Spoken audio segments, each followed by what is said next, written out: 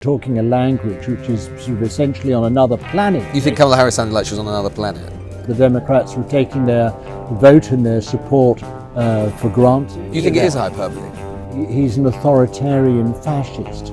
Fear, destruction, division, it's all hyperbole. They of course are going to require, in short order, we believe, a new ambassador. The colossal seismic consequences for our country. The reason to believe that there were certain political opponents of the Labour Party who were influencing Mr. Musk.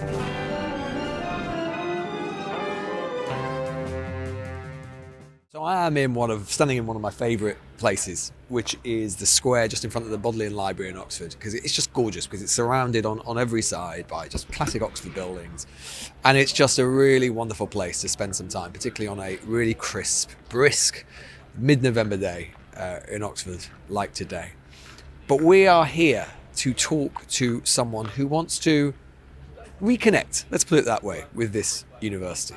And it is someone who has had more lives, more political lives than almost anybody else I can think of. Lord Peter Mandelson. They say there's no second acts in American politics. Well, in terms of British politics, he's had a second act, a third act, a fourth act, and he could be about to have another one as well. I can't think of someone who has been a player for quite as long, an active player in British politics, as Peter Mandelson.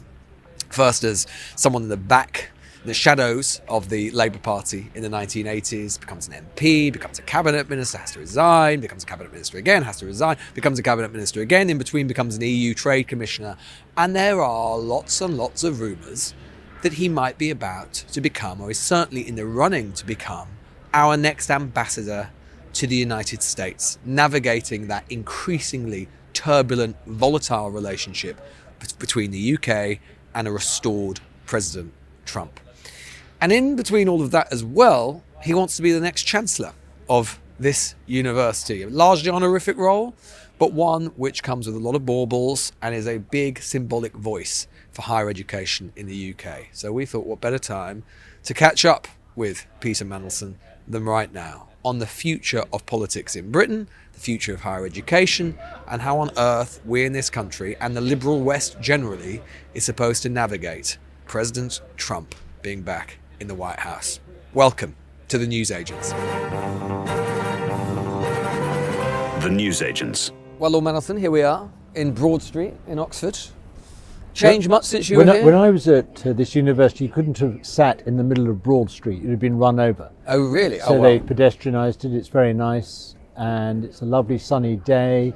We're in front of Balliol College. We've just had a wonderful hot chocolate in Turl Street. I mean, what more could you wish for? Are you running for the Oxford Tourist Board or the Chancellor of Oxford University? Maybe it's a bit of both. Well, I can multitask. Well, we might come on to that.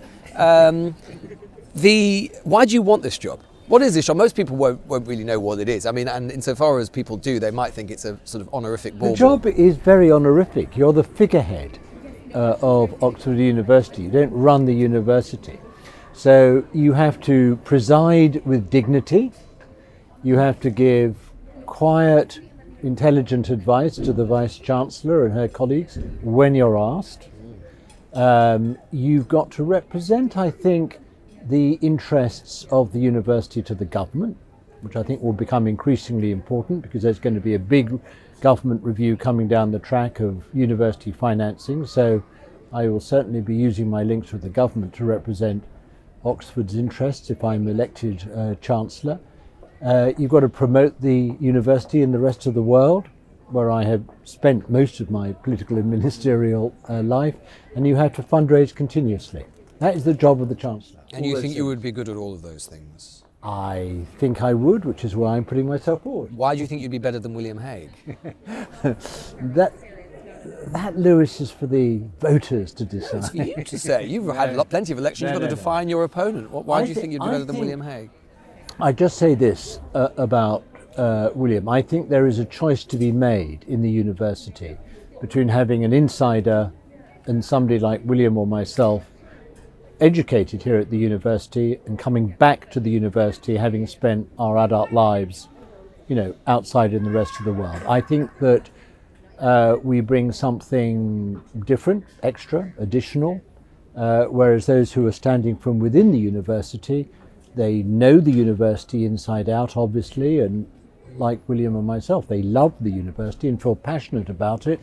But I think we bring something as, big hitters from outside. And I think we bring something additional, therefore, to what already exists in the university. Do you think as a society, particularly in the media, I suppose maybe we're a good example of it right now, we're too obsessed with Oxford and Cambridge as opposed to the rest of higher education? We become rather obsessed with these institutions, and they're just universities, aren't they? Just like every other one. I'm not obsessed by Oxford. I've just spent 8 years as Chancellor of another very different university, Manchester Metropolitan University, where I have learned to be, I think, a reasonably good Chancellor, supporting the university, supporting the Vice-Chancellor, and fundraising. We've raised millions of pounds to help disadvantaged youngsters from poorer backgrounds get to university, in most cases for the first time in their families. So I know about access and I care very deeply about it. So I'm not a newcomer to the role of Chancellor. But the reason why Oxford is special is because it's a very iconic British institution, but it also has standards of academic excellence which make it number one in the world. And that's very good for our country, very good for the people who study here, very good for those who pursue studies of humanities here, but also the scientific research here is huge. And it's on the shoulders of our great research-intensive universities that Britain's future prosperity is going to be built. So Oxford, and like universities, are very, very important. They're important to society, and they're absolutely crucial for our future prosperity. Would you, you mentioned the review that's coming in terms of university finances, tuition fees rose, the Education Secretary announced the other day. Would you use your not inconsiderable heft and voice, if you were elected Chancellor, to fight against any further rises in tuition fees? You'll know young people have had it very tough this last 5-10 years in this country. And you know the sort of environment into which they'll be graduating with prohibitively high housing costs and the rest of it. What do you think? Do you think that we should fight that further? I've supported the government's decision to increase tuition fees by inflation. It's pretty nominal stuff, and by the way, for many universities, that rise in income is rather eclipsed by the increase in national insurance employer charges, which are going to make a big dent in university budgets. I was the minister responsible for universities in the last Labour government that set up the last big review of university financing. It was called the Brown Review. I didn't anticipate that would lead to a tripling of tuition fees under the Conservative-led government, but there was a huge gap in university finances. It was growing into quite a chasm, and I knew it had to be filled, which is why I set up the Brown Review. Now, I do not think now that we can just inexorably move forward in loading more and more of the cost of higher education onto the shoulders of individual students. It's not viable, it's not practical, it's not fair. But also universities are a major public investment. They bring huge public value to the country, and therefore I think they should attract a greater investment by the country in them. So it's a matter of really striking the right balance.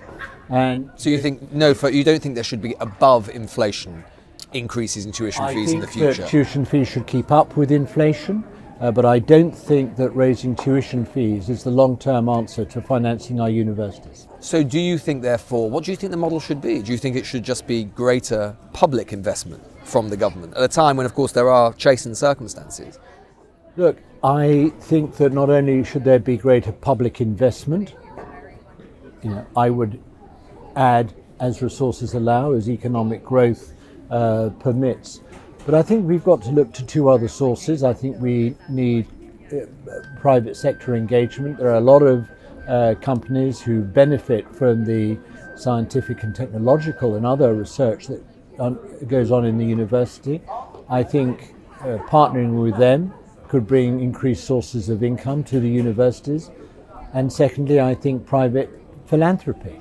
Universities in the United States have massively expanded in financial endowments compared to what we have in Oxford and other British universities.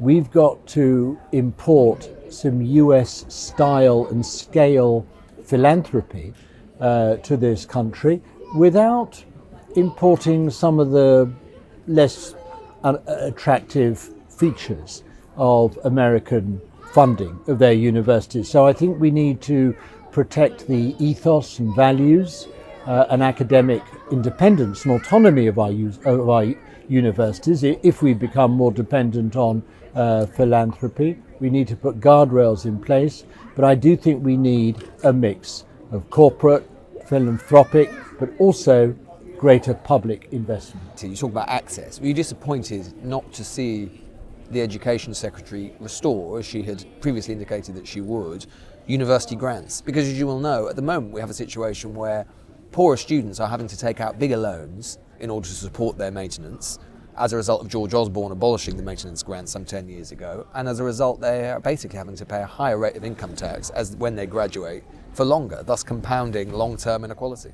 I think it's unacceptable just to load ever-growing maintenance loans on already hard-pressed students who find it already difficult to pay the tuition fees. So that is not an answer, and I think the Education Secretary, Bridget Phillipson, would like over time to switch back to maintenance grants rather than loans. Would you urge her to do so? And I would urge her to do so. I'd like her to do that. I first started campaigning for what we called education maintenance grants actually after I left university in the 1970s. I became chairman of the British Youth Council, and I produced a report called Youth Unemployment, Causes and Cures, which I presented to the then Prime Minister, Jim Callaghan, in 1977, and in it we advocated very, very strongly for educational maintenance grants. Now, eventually those came in.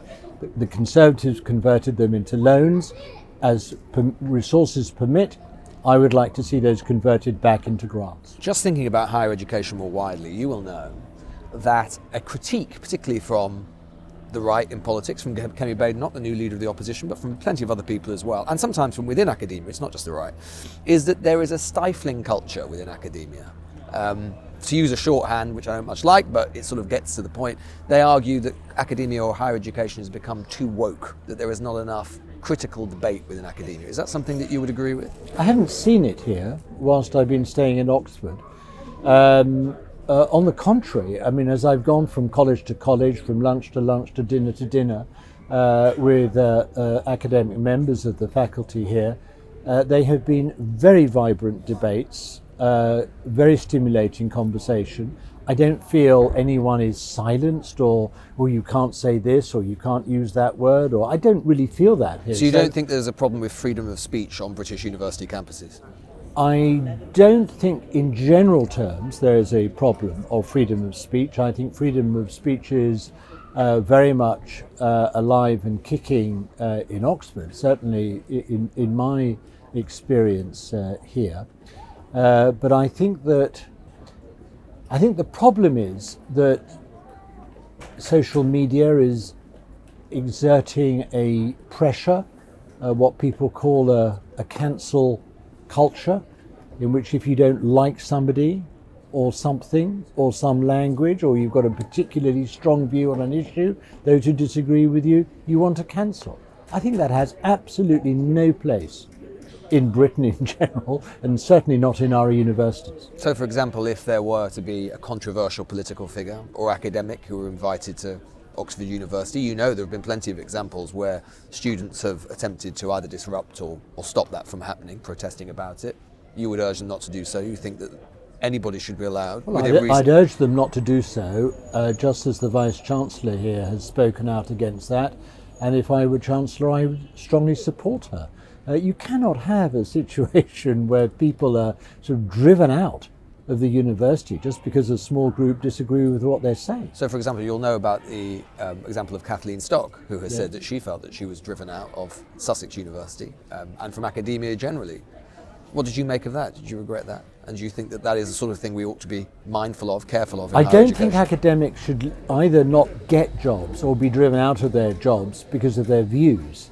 You know, they should win jobs or lose their jobs on the basis of their academic qualifications.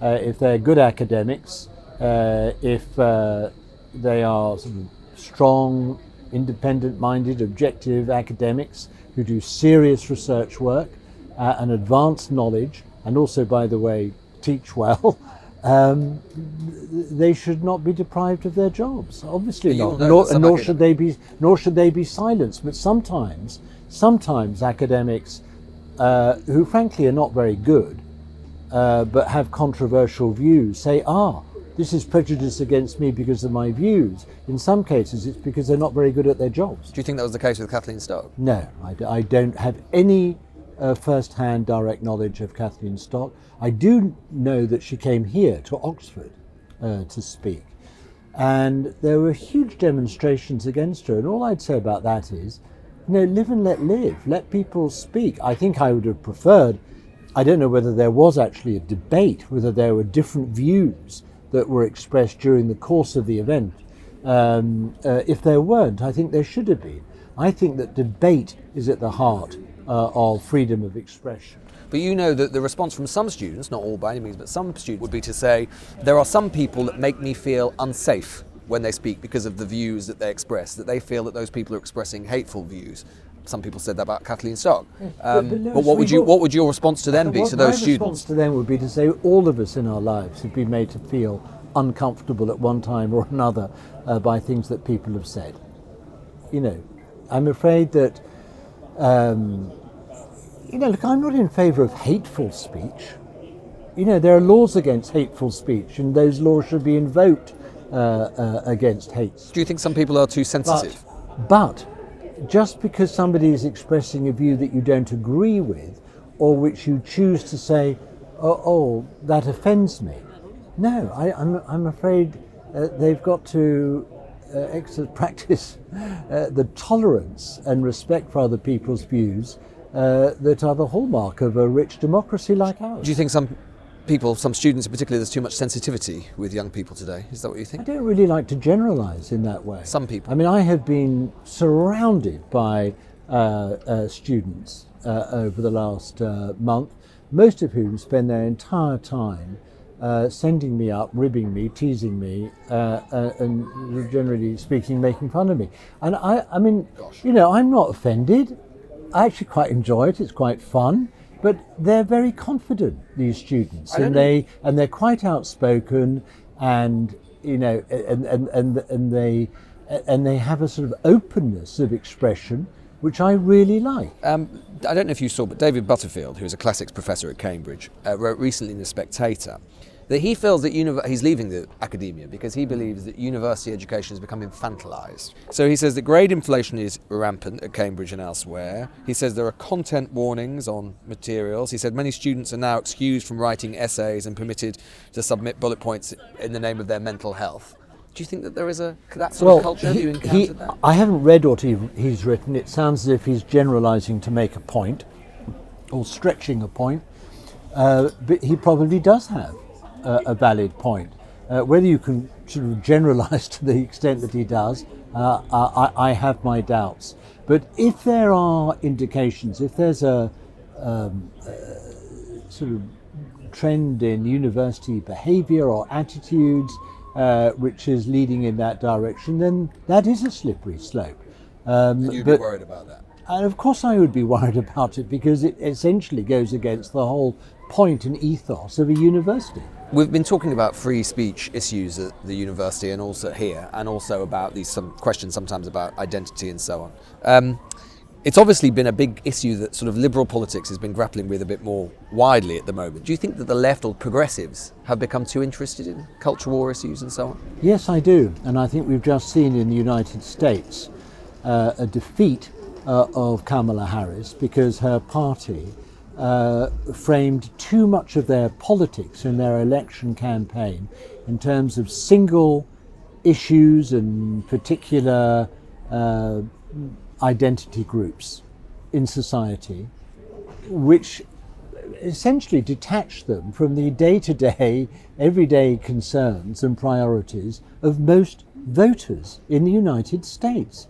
I'm afraid that when you're going on the whole time about different issues to do with identity politics, and you're not talking about the economy, and you're not talking about inflation, and you're not talking about what it's like to live from one paycheck to the next, and you don't seem to know or care about crime when there are people flooding over a border in a completely uncontrolled and unmanaged way. These are bound to be the main concerns of the public, and if they feel that a party like the Democrats don't care or don't know or not addressing those issues, why should they vote for them? Well, what lessons do you think Labour and Keir Starmer should take from Kamala Harris's defeat? They should certainly understand that when working class people in America who should be natural supporters of the Democrats feel that the Democrats are addressing issues and talking a language which is sort of essentially on another planet from them.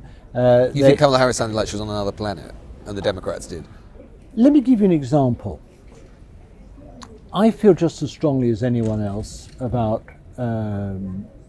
reproduction rights of women, the abortion issue, and that whole thing that came to dominate the campaign. But you've got to ask yourself why it is that when that became such a central issue for the Democrats in the campaign, on which many of them thought they were going to win this race, almost on that alone, why is it that more young women under the age of 30 who were voting in this election voted for Mr. Trump than had done either in 2020 or 2016?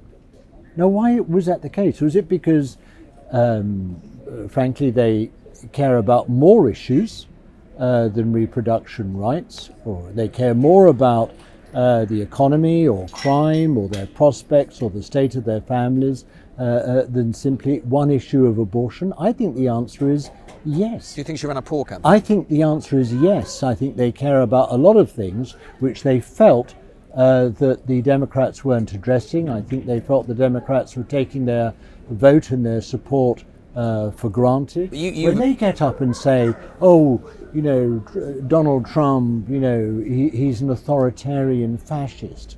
Well, fine, that's the sort of language that, you use amongst sort of professional, college-educated people, oftentimes in universities, in seminars and such like. It's not the language that everyday people use in mainstream America, who are struggling to make ends meet. They're not sort of working out what does he mean by authoritarian fascist, or when on the eve of poll the American people are told Donald Trump spells fear, destruction, division. It's all hyperbole. You think it is hyperbole? I think that it certainly came across as, and may well turn out to be, hyperbole. And what people want to do in an election campaign is have the people who want their votes focusing on their everyday issues and talking in a language directly to them that address their concerns, rather than as if they're talking to themselves in a university seminar. Do you not think, though, do you not think we ought to be worried that, you could maybe well be absolutely right that it was a poor campaign tactic, but the fact is... It's not a tactic. No. Lewis, this is not a tactic, and one of the problems with the Democrats now, you mark my words, they'll be asking themselves, what aspects of our identity politics did we get wrong in this campaign? Could we have sort of used this language or that word? Could we have done this or that on this aspect of identity politics or the other? They've got to ask themselves instead whether the whole framing was wrong. And whether this... Well, they might say it wasn't us just talking about identity politics, it was Trump talking about identity politics. He was the one who was running ads on trans, not them. Yeah, but he was doing that because he saw a political opportunity. He saw a stick with which to beat the Democrats, and that stick was put into his hands by the Democrats. Do you not think that we ought to be worried that many of the people who worked with Donald Trump very closely in his first term, including his former chief of staff, including many of the top people from the former Secretary of Defense, his former National Security Advisor, they've all said he's unfit for office. And indeed, as you know, a very respected person, John Kelly, did call him a fascist. Now, whether or not it worked for Kamala Harris, it clearly didn't. But shouldn't we worry about that? I think we should worry more about the fact that the Democrats were unable to present a viable electoral alternative. I think we need to ask ourselves why he got a clean sweep in this election, not just of the presidency, but of Congress as well. I think that as people on the centre-left, as I am, have got to ask ourselves, why it is that, and we've got to be brutally honest with ourselves, why it is that so many millions of our natural supporters, frankly, despaired of the campaign, could not connect with what we were saying, were nowhere near the preoccupations of our campaign that we seem to devote so much time to. You don't think he's an authoritarian? I judge him by two standards. One, whether or not he was democratically, legitimately elected by the American people. He denied the 2020 election, of course. And he was legitimately elected in the other week's election. And secondly, judge him by what he does. Not by the language or the hyperbole of an election campaign, but what he actually does in practice. How do you think Keir Starmer should handle him as Prime Minister? I think he's made an extremely good start in handling President Trump. Look, just be under no illusions here. The Trump presidency is profoundly going to affect the security and the economic well-being of the rest of the world, the rest of Europe and Britain included. So it's absolutely essential that we establish a relationship with President Trump that enables us not only to understand and interpret what he's doing, but to influence it as well, and to have a relationship that enables us to influence his policies where we can and get the best from his policies where it is possible to do so. If we can, look, it's going to be an intensely transactional experience the next 4 years. Transactional? In what way? Transactional. In what way? Between Mr. Trump and the rest of the world. He's going to say, I want this, I want to get there, I want to go in this direction, these are my chosen policies, these are my methods, and I want you to align with them. And we've got to be able to say, look, Mr. President, we understand this objective or that aim, and we think we can meet you here and help you there and come to terms with you in the other. But actually, if you do this in this way, it's going to be at too great a cost to us, either of our, do you think he'll listen? Either of our defence and security or our economic well-being of our trade. And I think that he will realise very quickly, and I suspect he already does, that America cannot operate in the world literally by itself, that it does need allies, that it does need partners, that it does need to work with other like-minded nations, both in respect of the world's security and the state of the global economy. You're not worried about what a Trump presidency might mean for Ukraine, for climate change? So when I say transactional, what I mean is we have got to get ourselves into a position where we have a relationship that enables us to sort of, as it were, transact business and policies with the United States of America. Is it a problem for Britain that Elon Musk, who has clearly shown such antipathy to Keir Starmer and his Labour government, he does so every week, clearly has the ear of the president? Is that a problem? I don't quite understand where Elon Musk got this thing from about the Labour government. I actually don't know what the origin of it was. I don't know what the misunderstanding was or who said what to whom. I suspect he was probably wound up and primed by Labour's political opponents to influence the election campaign, and he sort of walked straight through that You think he was primed by the Conservatives or people around him? It is quite possible, because as we know, he had a relationship with the Conservatives, which is why Rishi Sunak invited him to Bletchley into the AI summit. Do you know who that might be? I'm not, hold on a moment. I'm saying if it is the case, and it is possible that it was, then I think we've got a lot of work to do in this country as a Labour government in overcoming that misunderstanding and that prejudice and getting into some sort of communication with Elon Musk, because he's clearly a very important and influential entrepreneur in a whole number of different areas, and I think we should make it our business to connect with him. So you think that Labour and the government should try and bring about a rapprochement with Elon Musk? I certainly think we need to connect, because he's frankly got too big a footprint in too many industrial areas for us simply to ignore him.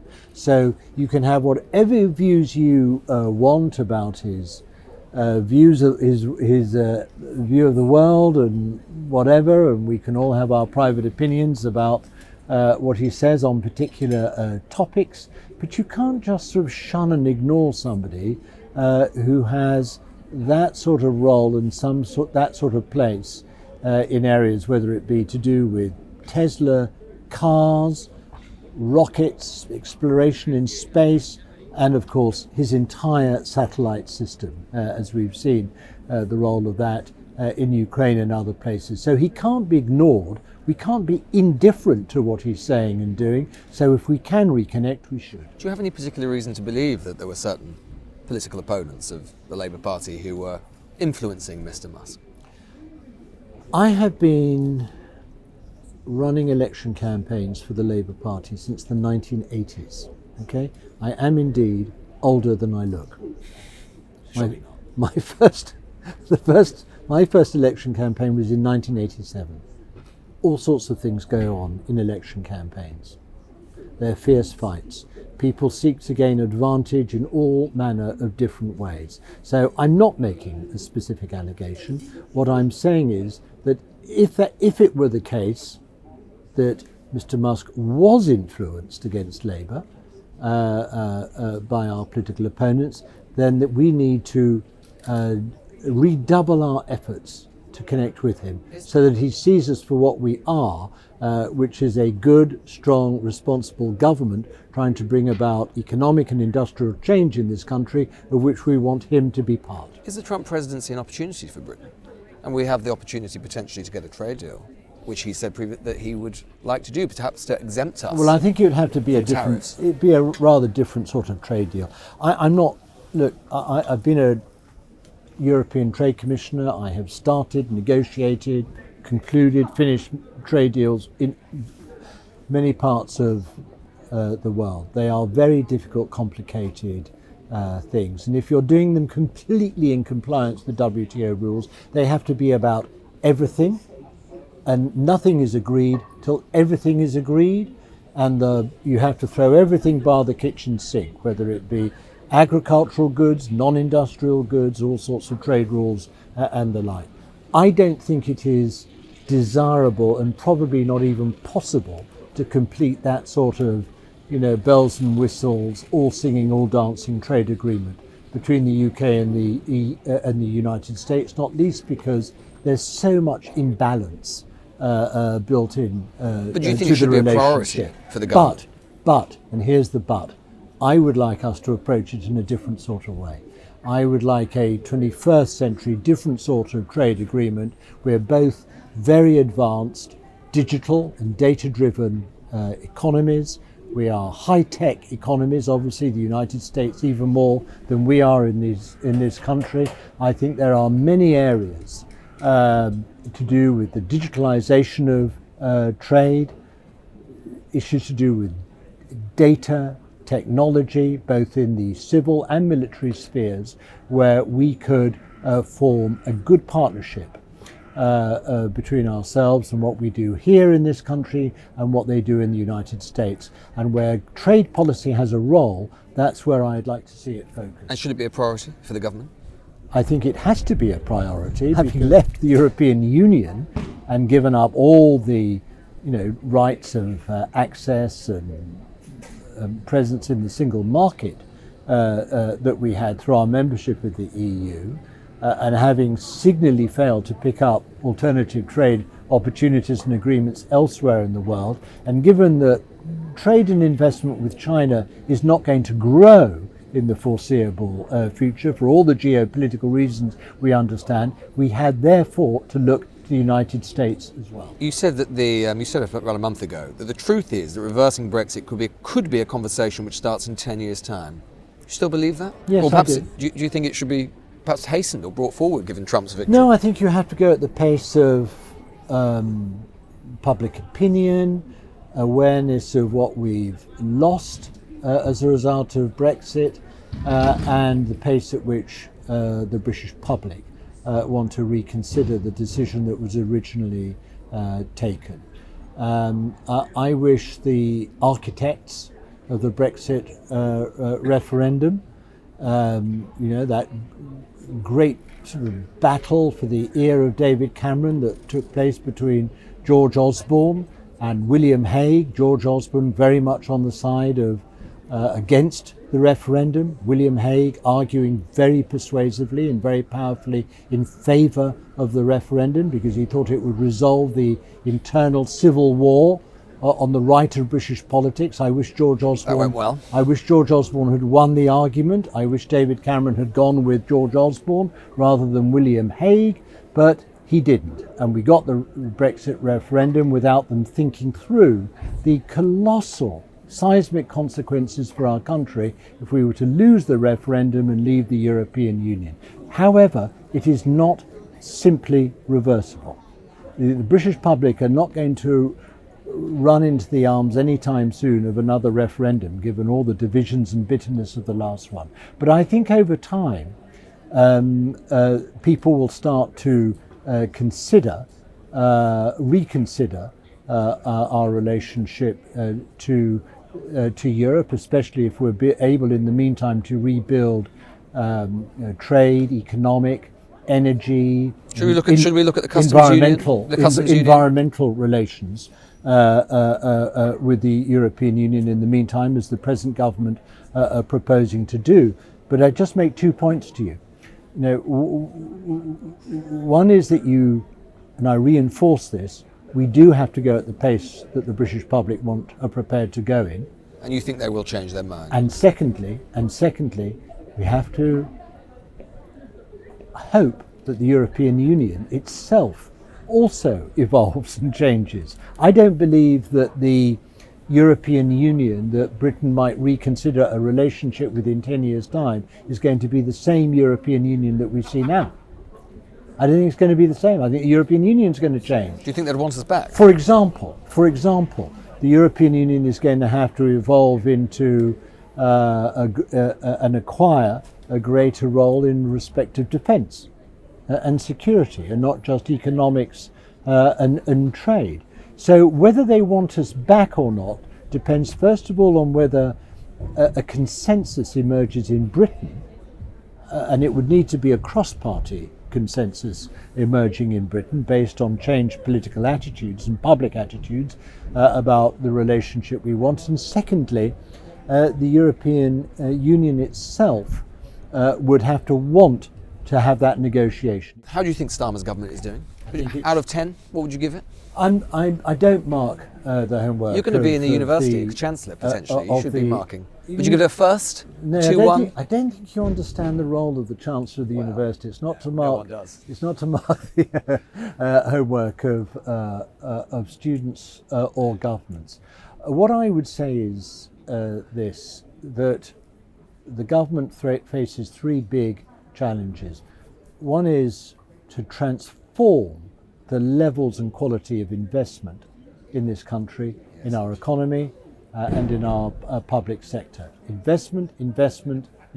Without raising levels of investment from the sort of dire state of investment that we've seen over the last decade and more, I have to say, we are not going to be able to transform the supply side of our economy, either in the private or the public sector. Secondly, they've got to transform public sector productivity so that what we spend generates much greater efficiency in the delivery of our public services, and so that they're tailored much more effectively to the public.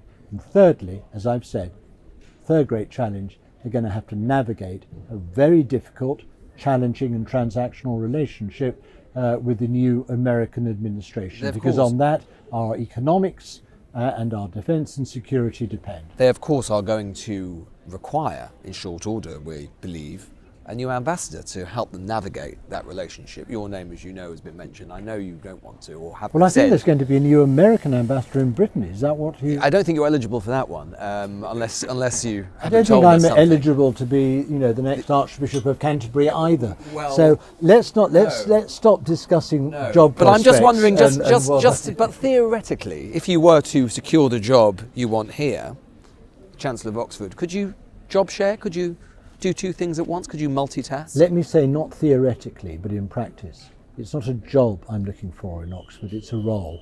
Okay. And if you were to be offered another job, if you were to be offered another role in, say, Washington, D.C., you think you could do both? Well, I'm told within the university that one role and the other job is certainly not in conflict or incompatible. The view of most people in the university I've spoken to is that I would be able to champion and promote the university and its interests in the United States, in America, and in Oxford attract the best of American philanthropy into the university. That's what they say. Yes. But it's a purely hypothetical question, as you well know. Purely hypothetically, do you think you would make a good ambassador to the United States? I think I'd make a really good, earnest, hard-working, zealous, kindly, warm Chancellor of this university. Would you be a kindly, warm, zealous ambassador to the United States, just theoretically? Theoretically, I'm focused on one thing, and that's... So you can't multitask? And that's Oxford. Lord Mandelson, thank you very much.